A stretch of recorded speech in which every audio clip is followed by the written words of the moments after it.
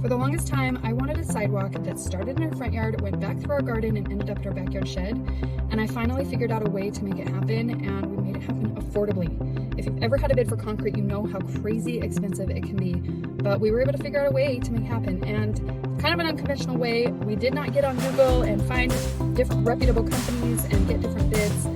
Instead, what we did was we got on Facebook Marketplace. We found a guy that said he did concrete.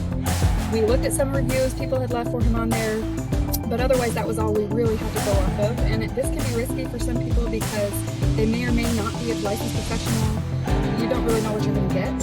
However, we've had this guy come back several different times and do different concrete for us, and it has been amazing. He also did this other little patio for us that we love, and in the end, this whole long sidewalk plus this little circular patio all together cost us about $4,200, which is at least half of what any other company would have charged us. It was a great deal for us.